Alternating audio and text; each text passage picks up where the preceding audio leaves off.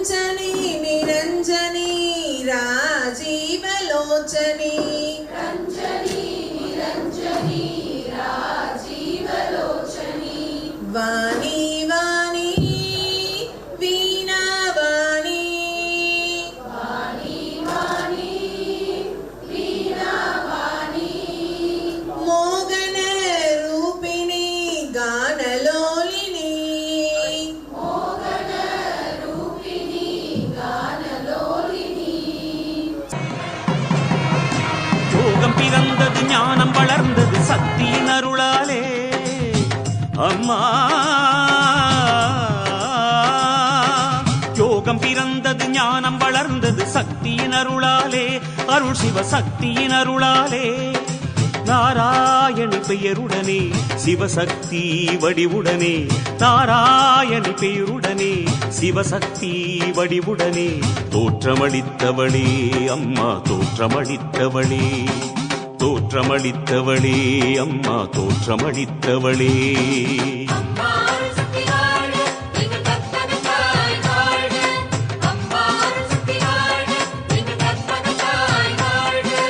யோகம் பிறந்தது ஞானம் வளர்ந்தது சக்தியின் அருளாலே அருள் சிவ சக்தியின் அருளாலே அம்மா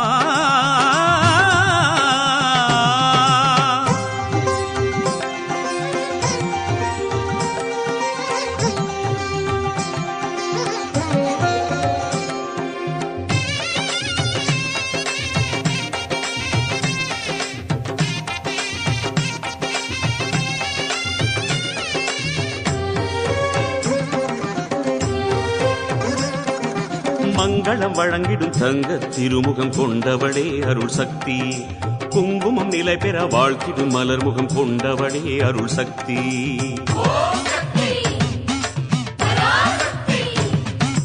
மங்களம் வழங்கிடும் தங்க திருமுகம் கொண்டவளே அருள் சக்தி குங்குமம் நிலை பெற வாழ்த்திடும் மலர்முகம் கொண்டவளே அருள் சக்தி சந்ததி விளங்கிட சங்கடம் நீங்கிட வரவரம் இன்பம் தரும் சங்கு கரத்தொடு விளங்கிடும் சக்கரம் மோன நிலை வழங்கும் சந்ததி விளங்கிட சங்கடம் நீங்கிட வரவரம் இன்பம் தரும் சங்கு கரத்தொடு விளங்கிடும் சக்கரம் மோன நிலை வழங்கும்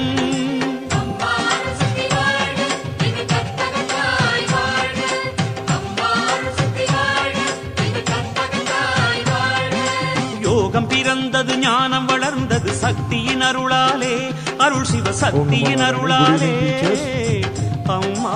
I request all of you to participate well and take home some important things and transform yourself as a better teacher.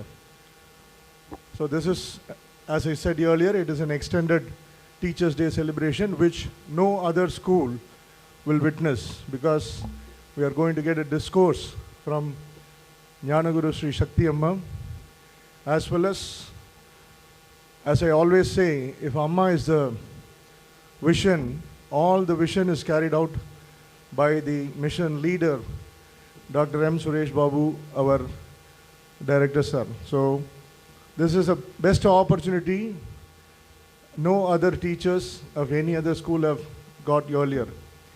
And I also welcome our principals of both the schools, vice principals, coordinators, as well as administrative officer, and all the staffs of Sri Puram who have involved themselves in making this arrangements. And we are all blessed to have a spiritual connection to do our service as teacher. That is the biggest blessing, and we need the biggest bridge between us and Amma, and our director has served as the biggest bridge and has done all the efforts to make this two schools a wonderful one. So I just request our director sir to have few words in front of you. So on behalf of both the schools, we welcome our director sir to talk before you. The Teachers' Day celebration. First, I would like to wish all of you a happy Teachers' Day.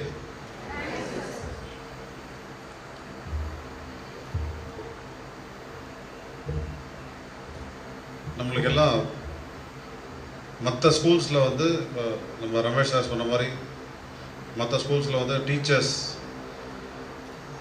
they get only job, but இங்கே we have அம்மாஸ் blessings. இந்த ஒரு நாள் எப்பவுமே வந்து அம்மா பர்டிகுலராக உங்கள் டீச்சர்ஸ்க்காகனே வந்து இந்த இயர்லி வந்து ஒரு நாள் வந்து அம்மா டீச்சர்ஸ்க்காகனே கொடுக்குற நாள். அம்மா வந்து ஒரு நாராயணியினுடைய அவதாரம். நாராயணி வந்து அதாவது வந்து ஒரு கடவுள் இந்த உலகத்தில் அவதரிக்கிறதுக்கு மனுஷன்லேருந்து ஒருத்தர் வந்து செலக்ட் பண்ணுவாங்க. அவங்க மூலியமாக இந்த உலகத்துக்கு வந்து இந்த சமுதாயத்துக்கு வந்து ஆன்மீகத்தோடு சேர்ந்து பல சேவைகளை வந்து செய்வாங்க.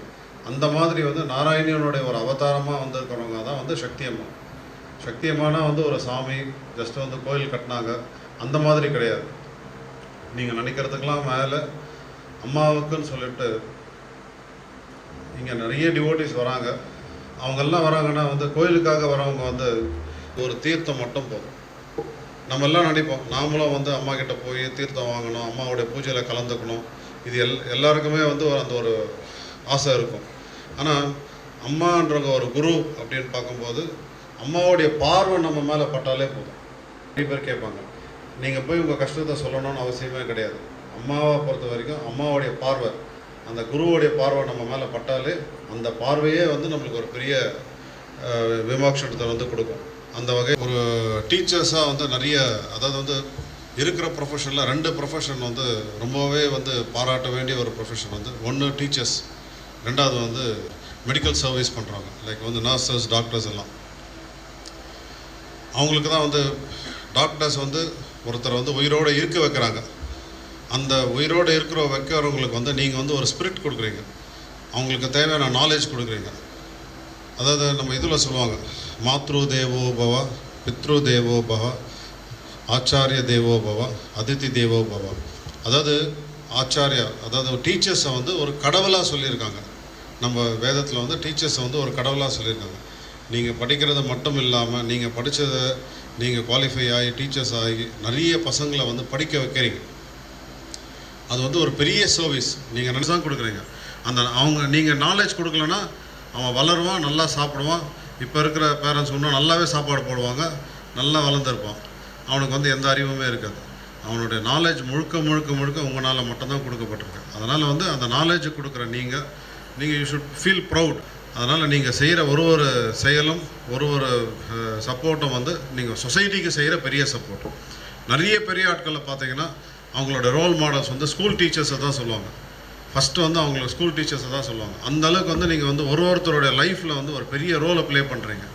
அதனால் நீங்கள் செய்கிற காரியத்தை வந்து ரொம்ப ஸ்ரத்தையாக, ரொம்ப ஒரு டெடிகேஷனோடு செய்யுங்க. சர்வமங்கள மாங்கல்யே சிவே சர்வார்த்த சாதகி சரண்யே த்ரயம்பகே கௌரி நாராயணி நமோஸ்துதே.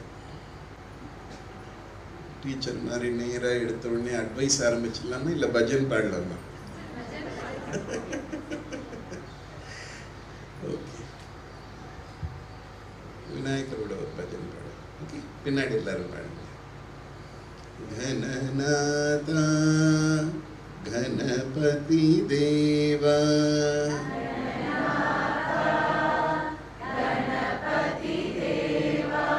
கணநாதா गणपति देवा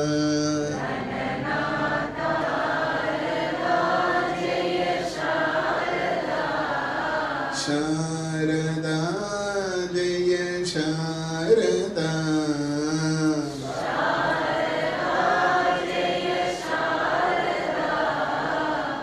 आत्मरूपी अंसवागी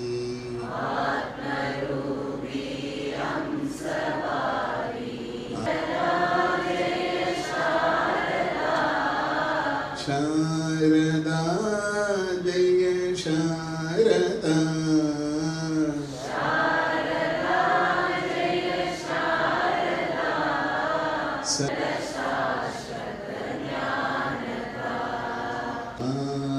आनंददायिनी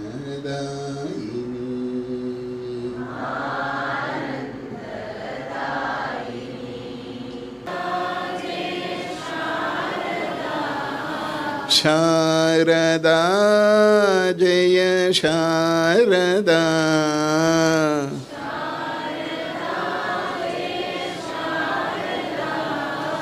ஆத்மரூபி என்ன அப்படின்னா அம்பாள் ஆத்மஸ்வரூபமாக இருக்காங்க. பொதுவாக என்ன சொல்லுவாங்க, யாராவது ஒருத்தர் கடவுள் எங்கே இருக்காங்க அப்படின்னு கேட்டால் என்ன சொல்லுவாங்க, எல்லா இடத்துலையும் இருக்காங்க. அப்போ எல்லா இடத்துலையும் இருக்கிறாங்கன்னும் போது ஒவ்வொரு ஜீவனுக்குள்ளேயும் ஒவ்வொரு உடம்புக்குள்ளேயும் உயிராக இருக்கக்கூடியது யாருன்னா அம்மா தான். அந்த துர்கைக்கு என்ன வாகனமாக இருக்கும், சிங்கம் அல்ல புலி. மகாலட்சுமிக்கு தாமரை. சரஸ்வதிக்கு அன்னம். அந்த அன்னத்துக்கு இன்னொரு பேர் அம்சம். அன்னத்தினுடைய நடை எப்படி இருக்கும், மராளி மந்தகமனா மகாலாவண்ய சேவத்தின்னு லலிதா சஹஸ்ரநாமத்தில் ஒரு நாமம் இருக்குது. அந்த அன்னம் மாதிரி நடக்கிறதுன்றதை ப்ராக்டிஸ் பண்ணி நடந்தோம்னா அதை விட டென்ஷன் எதுவுமே இருக்காது. வேகமாக நடக்கிறவங்கள அப்படி அன்னம் மாதிரி நடனா பனிஷ்மெண்ட் கொடுத்த மாதிரி இருக்கும். ஆனால் அம்பாளுக்கு இயற்கையாகவே அவளோட நடை எப்படி இருக்கும், அன்ன நடை. அது எப்போ வரும்னா மனதளவில் மனநிலையில் யாருக்கு ஒருத்தருக்கு பூரணமான சாந்தம் இருக்கோ அவங்களால மட்டும்தான் அவங்க செய்கின்ற செயலில்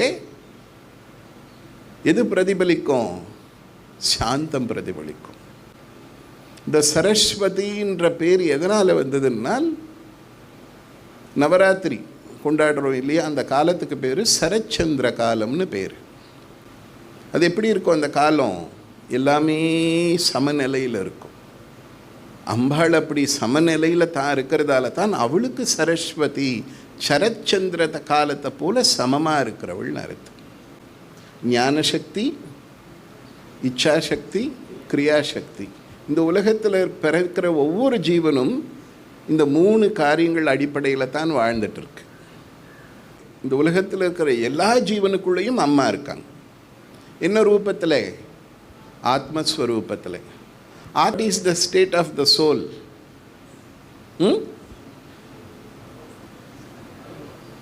அரூபம் அதான் என்ன, what is the state? Energy or vibrations. ஞானசக்தி Saraswati, இச்சாசக்தி Mahalakshmi, கிரியாசக்தி துர்கை. இப்போ ஒரு காட்டில் ஒரு மான் குட்டி போடுறது. அந்த குட்டி போட்ட உடனே அந்த சின்ன மான் குட்டி என்ன பண்ணும், ஒரு நிமிஷத்தெல்லாம் எழுந்து நின்று அம்மா கிட்ட போய் பால் குடிக்கும். அந்த ஜீவன் பிறக்கும் போதே உள்ளே இருக்கிற சரஸ்வதி என்ன பண்ணுறா, ஞானசக்தி சொல்கிறா, இப்படி போய் இந்த பக்கம் போன்னு. மனிதர்களுக்குன்னா ஒவ்வொரு நிலையில் ஒவ்வொருத்தர் சொல்லி கொடுக்குறாங்க.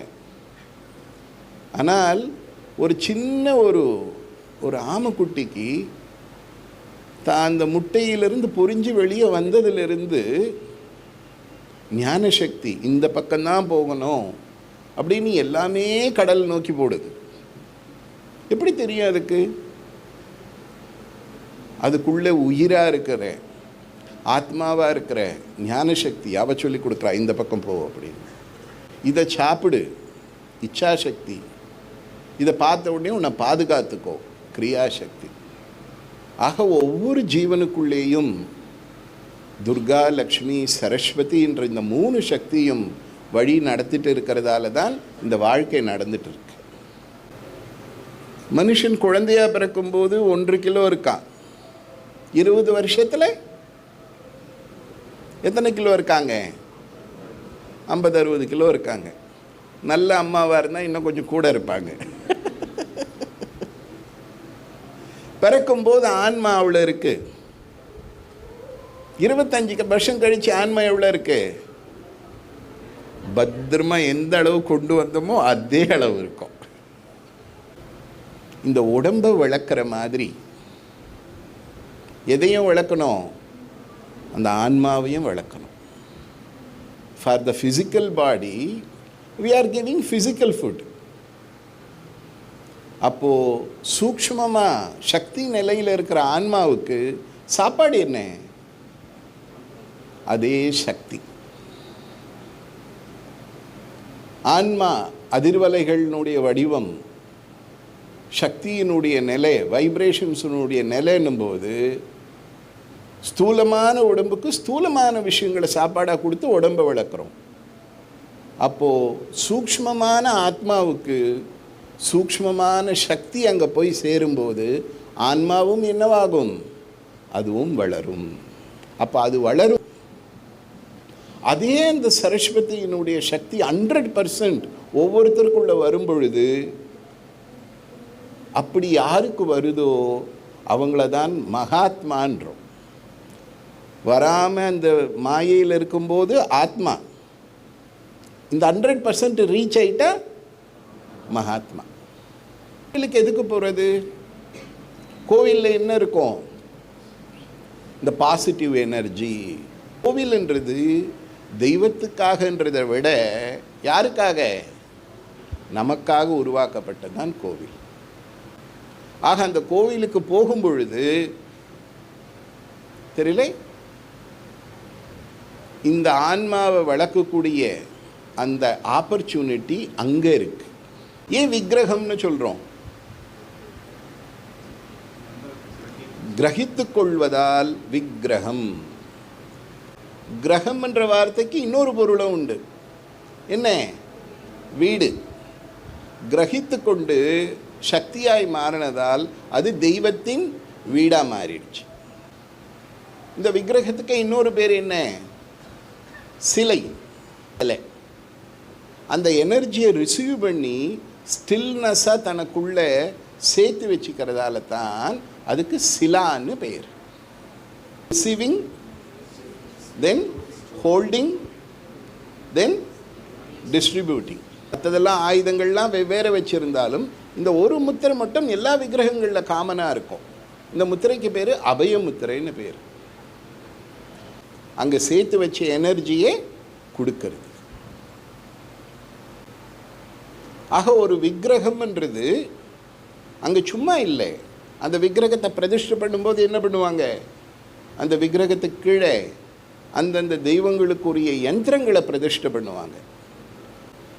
உருவேத்தி குறைஞ்சது ஒரு 10,000 முறை 1,00,000 முறை சொல்லி அப்புறம் அதை இந்த விக்கிரகத்துக்கு கீழே பிரதிஷ்டை பண்ணி அங்கே இருக்கிற எனர்ஜி மேல் நோக்கி விக்கிரகத்துக்கு வரும். அப்புறம் அந்த கர்ப்ப கிரகத்துக்கு நேராக மேலே என்ன இருக்கும்? விமானம் இருக்கும். அந்த விமானத்துக்கு மேலே என்ன இருக்கும்? கலசம். அந்த கலசம் எதில் பண்ணியிருக்கோம்? Copper. Copper is the conductor. அது என்ன பண்ணும்? காஸ்மிக்கில் இருக்கிற கூடிய அந்த வைப்ரேஷன்ஸை வாங்கும். கீழே யந்திரத்திலிருந்து எனர்ஜி வரும், மேலே கலசத்திலிருந்தும் எனர்ஜி உள்ளே இறங்கும். இதோட கூட அந்த விக்கிரகத்துக்கு அதே மந்திரங்களால் என்ன பண்ணுவாங்க? புஷ்பத்தால் அர்ச்சனை பண்ணுவாங்க. இந்த 3 வகையிலையும் எனர்ஜியை சேர்த்து அதை டிஸ்ட்ரிபியூட் பண்ணுற ஒரு இடம்தான் கோவில். இந்த அபிஷேகம் செய்கிறதன் மூலமாக அங்கே இன்னும் அதிகமான அந்த எனர்ஜி உருவாகும். இது தான் கர்ப்ப கிரகம்னு சொல்லுவாங்க. ஒரு தாய் கர்ப்பமாக இருந்தால் கர்ப்பமாக இருக்காங்க, உயிர் இருக்குன்னு சொல்கிறோம். ஒரு கோவில்லேயும் கர்ப்ப கிரகத்தில் உயிர் இருக்கா இல்லையா? அதனால தான் உயிர் சக்தி இருக்கிற வீடுன்னு சொல்கிறோம் கர்ப்ப கிரகம். கோவிலில் எல்லா இடமும் நல்ல பெருசாக விஸ்தாரமாக 1000 கால் மண்டபம், மகா மண்டபம் இப்படி எல்லாம் இருக்கும். ஆனால் கர்ப்ப கிரகம் மாத்திரம் சின்னதாக, அங்கே ஜன்னலெல்லாம் இருக்காது, இருட்டாக காம்பேக்டாக இருக்கும். நம்ம யோசிச்சுருப்போம், இவ்வளோ பெரிய கோவிலை கட்டிட்டு இந்த கர்ப்ப கிரகத்தில் மட்டும் வென்டிலேஷனே வைக்கலையேன்னு. ஏன் இப்படி இருக்குது? அங்கே உருவாக்குற அந்த எனர்ஜி வெளியே போகக்கூடாதுன்றதுக்காகத்தான், அந்த இடத்துல தேங்கி நிற்கணுன்றதுக்காகத்தான் கர்ப்ப கிரகத்தை அந்த மாதிரி வடிவமைச்சது. அதனுடைய குவான்டிட்டி இன்க்ரீஸ் ஆகும்போது தானாக குவாலிட்டி இன்க்ரீஸ் ஆகும். அப்போ அந்த குவாலிட்டி இன்க்ரீஸ் ஆகும்போது நம்ம வாழ்க்கை எப்படி இருக்கும்? எங்கேயோ கண்ணுக்கு தெரியாமல் அவ்வளோ சரஸ்வதி இருக்கிறதுக்கே நமக்கு இவ்வளோ வாழ்க்கை இல்லையா? யோசிச்சு பாருங்க. கண்ணுக்கே தெரியாமல் எங்கேயோ மறைஞ்சிருக்கணும் போதே அவள் இவ்வளோ கொடுக்குறா. அப்போ அந்த சக்தியை நாம் வளர்த்துக்கும் போது அப்போ இன்னும் எவ்வளோ கிடைக்கும்? அப்போது ஞானசக்தி, இச்சாசக்தி, கிரியாசக்தி, இந்த 3 சக்தியும் ஒருத்தருக்குள்ள அதிகமாகும் பொழுது டிவைன் குவாலிட்டிஸும் அதிகமாகும். அந்த டிவைன் குவாலிட்டிஸ் அதிகமாகும் பொழுது என்ன ஆகும்? தெளிவான ஞானம், சஞ்சலமில்லாத மனசு, நினைத்ததை அடையக்கூடிய ஆற்றல், அதுக்கு பேர் சங்கல்ப சக்தின்னு பேர், அல்லது சங்கல்ப சித்தி. நாளைக்கு நீங்கள் போய் பிரின்சிபலை பார்க்க போகிறீங்கன்னா உங்களுக்குள்ள பாசிட்டிவ் எனர்ஜி இருந்ததுன்னா நீங்கள் என்ன நினைக்கிறீங்களோ அதை பிரின்சிபல் சொல்லிடுவார், நீ இதே மாதிரி பண்ணுன்டுவார். நல்லா இருக்குல்ல? அது கொஞ்சம் டவுனாக வீக்காக இருந்ததுன்னா முடியாது, நான் சொல்கிறது தான் செய்யணும்னுவாங்க. இல்லை சார் கஷ்டம், முடியாது. அதுதான் சக்தி. ஆக இந்த 3 சக்தியும் ஒருத்தருக்குள்ளே அதிகமாக ஆகும்போது ஞானம், தெளிவான ஞானம் இருக்கும், மனசில் அமைதி இருக்கும், இந்த சின்ன சின்ன விஷயங்களால் வரக்கூடிய அந்த பாதிப்பு இருக்காது, உடம்பு ஆரோக்கியமாக இருக்கும். ஆக ஒரு கம்ப்ளீட் பூரணமான வாழ்க்கைன்றது ஞானம், இச்சா, கிரியை, இது 3ம் பேலன்ஸ்டாக இருந்தால் வாழ்க்கை பூரணமாக இருக்கும். அசுரர்கள் நாம் பார்த்துருக்கோம், பெரிய தவம் பண்ணி வர வாங்குவாங்க, அவங்கக்கிட்ட கிரியான்ற பலம் இருக்கும், ஆனால் என்ன இருக்காது? ஞானம் இருக்காது. அந்த ஞானம் இல்லாததால் எது அவனுக்கு பலமோ அதே பலமே பலவீனமாகி அவனை அழிச்சிடும். எனர்ஜியை பேலன்ஸ் பண்ணுறது. கோவிலில் போனால் என்ன பண்ணுவாங்க? நமக்கு தாகத்துக்கு தண்ணின்னா எவ்வளோ குடிப்போம்? 1 கிளாஸ் 2 கிளாஸ் குடிப்போம். பெருமாள் கோவிலில் போனால் தீர்த்தம் தருவாங்க, கிளாஸில் தருவாங்களா? எதில் தருவாங்க? உத்தரணியில் சும்மா அவ்வளோண்டு தருவாங்க. யோசிச்சிருப்போம் இவ்வளோண்டு தராங்களேன்னு. Again that's not for the body, that's for soul, ஆன்மாக்கு. அது இட்ஸ் எ எனர்ஜி. அம்மா இன்னைக்கு ஸ்ரீபுரம் ஆரம்பித்து எத்தனை வருஷமாச்சு? 18 வருஷமாச்சு, கட்டி முடிச்சு. தெரியல அம்மா எப்போ இந்த கிராமத்துக்கு வந்தது? 92. அந்த 92லேருந்து ஒரு 14 வருஷத்தில் என்னெல்லாம் செய்ய முடியும் ஒரு மனுஷன் வாழ்க்கையில்? 14 வருஷத்தில் எல்லாருடைய கெப்பாசிட்டிக்கு தகுந்த மாதிரி ஒரு சின்ன காரியங்களை பண்ணலாம், ஒரு சின்ன வீடு கட்டலாம், தெரியல. ஆனால் அந்த 14 வருஷத்தில் தான் 1500 கிலோ தங்கத்தில் மகாலட்சுமிக்கு கோயில் கட்டினது. இந்த பூமிக்கு மட்டும்தான் சாத்தியம். இந்த பாரத பூமியில் பிறந்ததால தான் இந்த ஆன்மான்ற ஒரு விஷயம், அந்த சக்தியை வளர்த்துக்கிற விஷயம், அந்த சக்தியால் நாம் நன்மை அடையிறது, நம்மால் அடுத்தவங்களுக்கு நன்மை செய்கிறது, இதெல்லாம் இங்கே தான் சாத்தியம். நம்ம நாட்டில் எவ்வளோ டீச்சர்ஸுகள் இருக்காங்க. எல்லாரும் டீச்சர்ஸ் டே அன்றைக்கி எல்லாரும் அசம்பிள் பண்ணால் என்ன பண்ணுவாங்க? எல்லாம் நிறைய மார்க் வாங்க வைங்க, நிறைய பசங்களை சென்டம் எடுக்க வைங்க, இதே தான் சொல்லுவாங்க. மேபி அம்மா வரத்துக்கு முன்னாடி டைரக்டராக தான் பேசியிருப்பாங்க, தெரியல. அதனால தான் இன்றைக்கி அம்மா அதை பேசலை. அதை விட முக்கியமான விஷயம் தெரியல, நீங்கள் தெரிஞ்சிக்க வேண்டிய விஷயம், மற்றவங்களுக்கு இல்லாத ஆப்பர்ச்சுனிட்டி உங்களுக்கு இருக்குது. மற்ற ஸ்கூலில் ஒருத்தர் இருக்காங்கன்னா கோவிலுக்கு போகணுன்னா அவங்க அதுக்குன்னு டைமை ஒதுக்கி பர்மிஷன் கேட்டு லீவை வாங்கணும். ஆனால் நீங்கள் அந்த எனர்ஜிக்குள்ளேயே தான் நீங்கள் இருக்கீங்க. That is the blessings. பெரிய மரம் இருக்குன்னா அந்த மரத்தினுடைய ஒவ்வொரு இலையும் அந்த மரத்தினுடைய அங்கம்.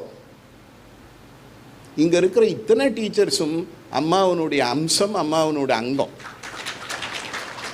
அம்மா அவங்க எல்லாருக்கும் இந்த டீச்சர்ஸ் டேல என்ன கிஃப்ட் கொடுக்க போகிறேன்னா நாராயணி விக்கிரகம் கொடுக்க போகிறேன் எல்லாருக்கும்.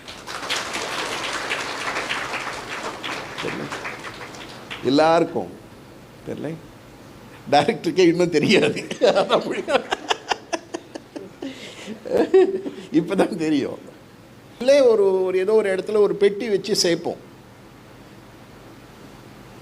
தினந்தோறும் எவ்வளோ அதில் போடுவோம்? 1000 rupees போடுவோமா? இல்லை, போட்டால் நல்லா தான் இருக்கும். டெய்லி ஒரு 10 ரூபாயாக சேர்ப்போம். அந்த 10 ரூபான்றது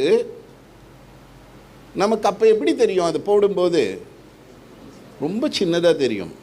ஆனால் அந்த 10 ஒரு 5 வருஷம் சேர்ந்தும்போது அந்த 10 எப்படி ஆகிடும்? பெருசாக மாறும். விக்கிரகத்தில் கூட அப்படித்தான். ஒரு விக்கிரகம்ன்றது கிரகித்து கொள்வதால் விக்கிரகம். நம்ம கொடுக்குற எனர்ஜி என்ன பண்ணோம்? உள் வாங்கி வச்சுக்கோ. நாம் தினம் அபிஷேகம் பண்ணும்போது அந்த எனர்ஜியெல்லாம் வாங்கி அதை மல்டிப்ளை பண்ணி ஒரு காலத்துக்கு மேலே அங்கேருந்து நமக்கு எனர்ஜி வந்துடும். அம்மாவுக்கு நம்ம பூஜை தேவையில்லாமல் இருக்கலாம், ஆனால் நமக்கு அம்மாவனோட அருள் வேணும். அந்த டெய்லி ஒரு 20 minutes அந்த பூஜை பண்ண இந்த மனசு தானாக அந்த ப்ராக்டிஸ்க்கு வந்துட்டு அந்த 20 நிமிஷம் வேறு எதையும் நினைக்காம அந்த டிவைனில் இருக்கும்போது அந்த 20 நிமிஷம் டிவைனை நினச்சதால, டிவைனுக்கு மேலே நம்ம எண்ணங்கள் இருந்ததால் டிவைனுடைய கேரக்டர் குவாலிட்டிஸ் எல்லாம் யாருக்கு வரும்? நமக்கு வரும். சந்தனம் இருக்குது, அதை எடுத்து நம்ம பூசிக்கிறோம். தெரியல, நம்ம உடம்பு போய் சந்தனக்கட்டையில் தேய்க்கலாம். திட்டம், டை தூரப்படா சொல்லும். ஏன்னா நமக்கு அந்த குவாலிட்டி இல்லை. தெரியல, அதுக்கு இருக்கிற குவாலிட்டி என்ன? அதுக்கு பயம். ஐயோ, நானே வாசமாக இருக்கேன், இவன் வந்து தேய்ச்சி அவன் குவாலிட்டிலாம் எனக்கு கொடுத்துட்றானேன்னு திட்டம். ஆனால் நாம் என்ன பண்ணுறோம்? சந்தனத்தை நாம் பூசிக்கிறோம். Because it has the good quality. The fragrance is the one of the divine quality. தெரியல, அப்போது அதுபோல் நம்ம ஒரு 20 நிமிஷம் பூஜை பண்ணுறோன்னா அந்த 20 நிமிஷம் டிவைனுடைய குவாலிட்டிஸ் எல்லாம் நமக்குள்ளே வரும். அந்த குவாலிட்டிஸ்ன்றது அம்மா சொன்ன மாதிரி எத்தனையோ அன்பு, ஆற்றல், கருணை, சக்தி, பலம், வீரம், வித்தை, தெரியல, இதெல்லாம். சரஸ்வதிக்கு எத்தனை கலைக்கு அதிபதி அவ? ஆயக்கலைகள் 64. யோசிச்சு பாருங்க, அந்த 64ல் ஒரு கலை 2 கலை இருக்கிறதுக்கே வாழ்க்கை இப்படி இருக்கு. 64 கலையும் வந்தால் அந்த 64 கலையும் வரும். அந்த வகையில் த டீச்சர்ஸ் அப்படின்றவங்க சொல்லி கொடுக்குறவங்க. எதை சொல்லி கொடுக்குறவங்க? இன்ன வரைக்கும் நீங்கள் எதை சொல்லி கொடுக்குறவங்களா இருக்கீங்க? புக்கில் இருக்கிறத சொல்லி கொடுக்குறதா இருக்கீங்க. அது போதாது, உங்களுடைய அனுபவத்தை நீங்கள் சொல்லி கொடுக்குறவங்களா வரணும். அப்படின்னா உங்களுக்கு அனுபவம் வரணும். என்ன அனுபவம்? அந்த டிவைனுடைய அனுபவம். அந்த குவாலிட்டி உங்களுக்குள்ளே அதிகமாகும்போது நீங்கள் அதை ஷேர் பண்ணணும். அப்படி அந்த ஒரு எக்ஸ்பீரியன்ஸை நீங்கள் எக்ஸ்பீரியன்ஸ் பண்ணி குழந்தைங்களுக்கு சொல்லி கொடுத்து நல்ல சமுதாயத்தை உருவாக்கி அதோடு கூட இந்த சகல லோகத்தில் இருக்கிற சகல ஜீவனும் அம்மாவனுடைய பரிபூர்ண அருளோட சந்தோஷமாக ஆனந்தமாக இருக்கணும்னு ஆசீர்வதிக்கிறோம்.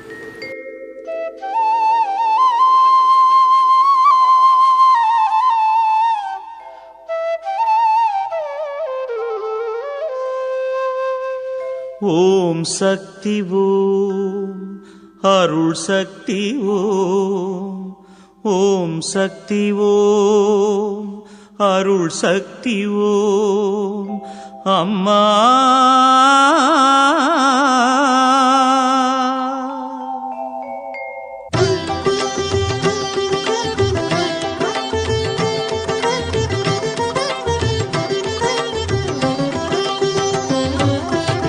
ஜோதியாக பிறந்தவளே, சக்தியாக அமர்ந்தவளே, சங்கு சக்கரமேந்துகிட்டு திருக்காட்சி தந்தவளே.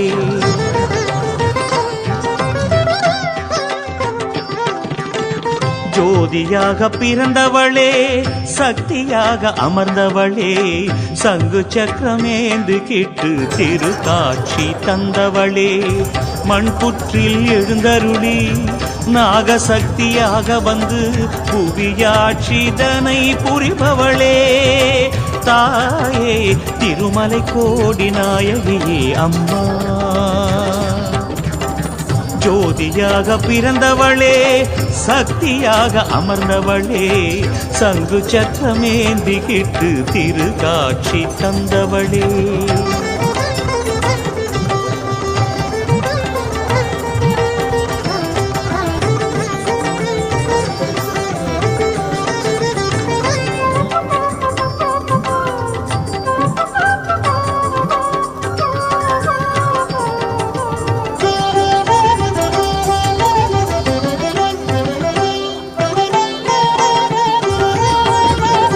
சொப்பனத்தில் வருபவளே, சொன்னபடி அருள்பவளே, நித்திரையில் காத்திருந்து தரிசனத்தை தருபவளே, சொப்பனத்தில் வருபவளே, சொன்னபடி அருள்பவளே, நித்திரையில் காத்திருந்து தரிசனத்தை தருபவளே, சங்கினிலே அபிஷேகம் செய்வோர்க்கு எந்நாளும் மணிப்பூரத்தில் வீற்றிருந்து இனிதுடனே வாழ்பவளே, இன்னல்களை தீர்ப்பவளே, இன்பங்களை சேர்ப்பவளே, இன்னல்களை தீர்ப்பவளே, இன்பங்களை சேர்ப்பவளே, தாயே தாயே தாயே.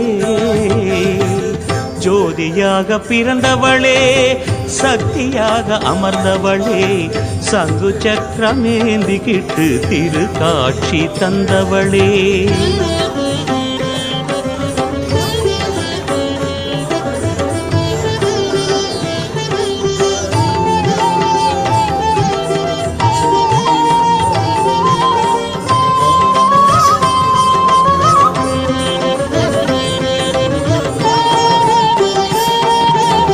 திருநீற்றின் மத்தியிலே சந்தனம் மணக்க வைத்து அக்கினி விழிகளையும் குளிர்ந்திருக்க அருள்பவளே, திருநீற்றின் மத்தியிலே சந்தனம் மணக்க வைத்து அக்கினி விழிகளையும் குளிர்ந்திருக்க அருள்பவளே, மனமதை சாந்தியுடன் இயங்க வைத்த பேரருளே, உணர்ந்தேனே தியான தவம் உணர்த்தினாளே ஜபத்தின் பலம், அறிந்திடவே தேகம் ஆத்மம் உறைந்தாளே ஜோதி ஸ்வரூபம், அறிந்திடவே தேகம் ஆத்மம் உறைந்தாளே ஜோதி ஸ்வரூபம், தாயே தாயே தாயே.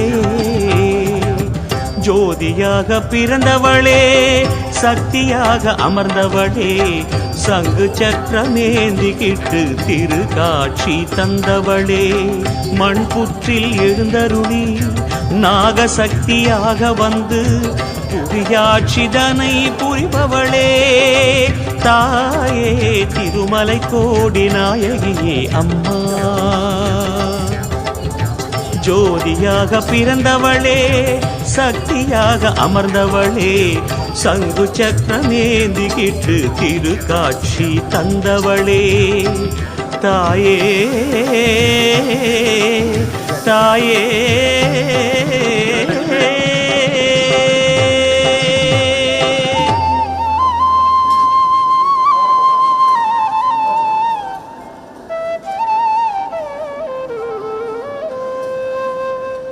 ஓம் சக்தி ஓம் அருள் சக்தி ஓம், ஓம் சக்தி ஓம் அருள் சக்தி ஓம் அம்மா.